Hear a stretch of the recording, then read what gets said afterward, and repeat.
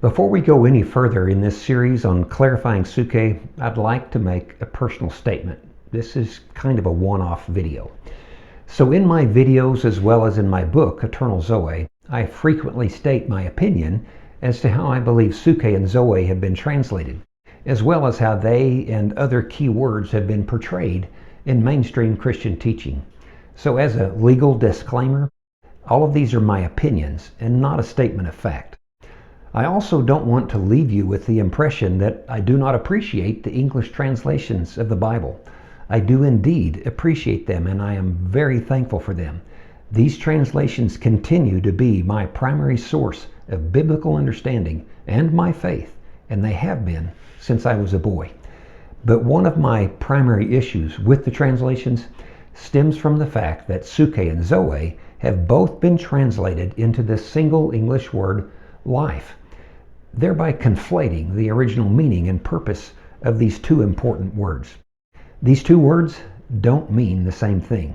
In fact, it's their important differences and how Jesus and the New Testament authors consistently use these two words in tandem that clearly conveys the important message of salvation.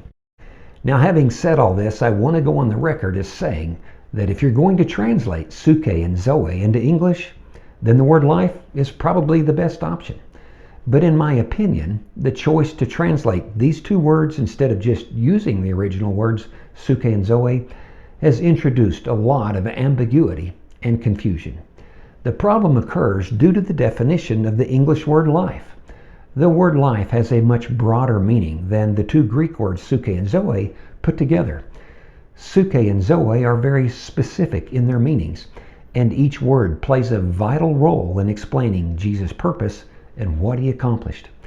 Because the English word life does have such a broad range of meaning, it is impossible for it to concisely deliver Jesus' primary message of salvation. There's no way for the English reader to be able to recognize and differentiate these two key words because they can't see them. The resulting ambiguity, conflation, and confusion has actually ended up changing the original teaching of Jesus and the New Testament. So let's take a look at a few differences between these two words. So first of all, you are a suke. You're not a zoe, but if you're still breathing, you have zoe. Your suke can die and it can be destroyed. Zoe, on the other hand, cannot possibly die or be destroyed. In fact, zoe is the exact opposite of death. There's a Greek word, aionion, which means unto the age or eternal, and it's frequently used in the New Testament in combination with the word zoe. This phrase of these two words essentially means being physically alive forever. Aionion is never used in combination with the word suke. That just wouldn't make any sense. A person's suke is not immortal. However, Jesus did come to give you immortality. Those sukes, in other words, those people who place their trust in Jesus, will be resurrected from the dead to live forever. This is known as eternal zoe, zoe aionion. So please stick with me as we continue to unwrap what Jesus was really saying with these key words. The video that you just watched is one of 15 videos that are part of a free online course called Clarifying Suke. This course takes about an hour to complete if you were to binge the videos, but it is self-paced if you'd like to break it up into shorter sessions.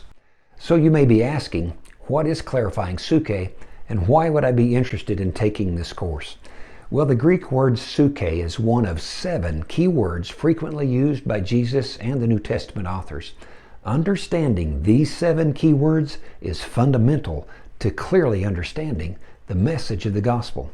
In fact, suke is at the foundation or the base of these 7 key words.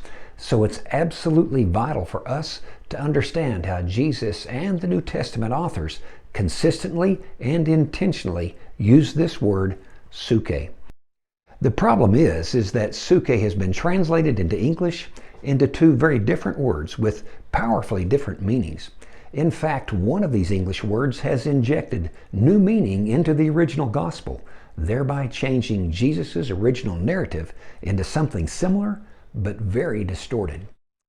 And then in addition to this problem, suke has also been conflated with another, even more important keyword, zoe.